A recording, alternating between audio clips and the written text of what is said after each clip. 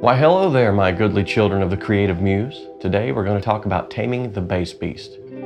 It's no secret that low-end information in a mix can be a beast. It almost always dominates at first, and then after 1,000 sacred arts are employed with one last dying breath, it finally relents, but at the cost of adjusting nearly everything around it and sacrificing balance.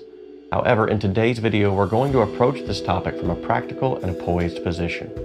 I feel I need to preface this by first saying that good practical knowledge of how something actually works will produce far better results and create clear, concise decisions. Conversely, that same knowledge, if not applied, tested, and utilized in its respective scenarios, really can't help anyone. In short, all of the ninja mixing tricks in the book will not be as profitable to someone who lacks real-world examples, and the only way to get that kind of on-the-job training is to actually be doing the job. Now it's time for a little practical advice that will be applicable to any situation regardless of an individual's musical taste buds. Principle number 1. Every recording, every mix, and every song will require a different approach, but the low end is always going to be low end. Therefore, unless you're trying to achieve something stylistically, treat all low end with similar approaches. For instance, low pass filters when needed, compression and limiting, as well as subtractive EQ, just to name a few. Alright, principle number 2. Low-end information doesn't always have to be heard, but should be felt. There are some famous classical songs and scores that have a low-end drone that the ear really never perceives until it's actually missing.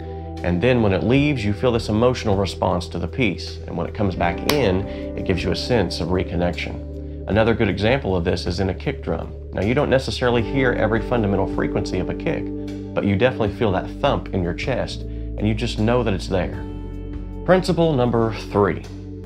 Record with the mix in mind. If you're recording tons of low end on instruments that are not fundamental to the song's low end, enable a high pass filter on the way in, or move your microphone around until you can effectively cut out a majority of that information.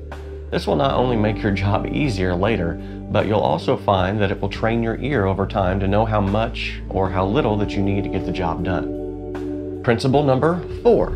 Don't be afraid to cut a ton of low end out of a recording. If you've been given a recording that has all that low end madness already baked into it, don't be afraid to cut a huge chunk of that out. Ultimately, each track must serve the song in different ways, and as aforementioned, not every track has to add to the bass frequencies.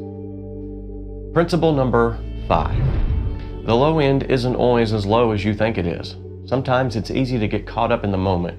You watch another person mixing a song and you see them boost that bass guitar at 40 hertz and think, that's what I need to do. Only to find out that when you do the same thing in your mix, it doesn't work, falls apart. Yet again, this is where the principle number 1 comes into play. Sometimes you're given a bass track that doesn't have a lot of low-end information to begin with, and so boosting that low end might be just what you need. And other times, you might need to cut it like crazy. So use your ears in context with the mix to hear what you're doing to the grand scheme of things. Well guys, this has been 5 principles that can help you tame the bass beast. If this was helpful and you'd like me to share another 5 principles on this topic, comment below and let me know. If this was something you liked, hit that like button, and if you hated it, this is America.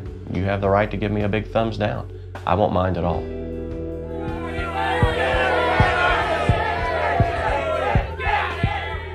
By the way, if you found yourself here on more than one occasion, why not go ahead and subscribe?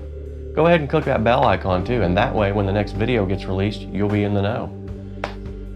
So yeah, all those things that I just asked you to do or suggested that you don't do, through the power of subliminals, just follow your heart. Until next time, guys, remember, music is the backbone of every major pivotal moment in history. So get in the studio and make some historical moments.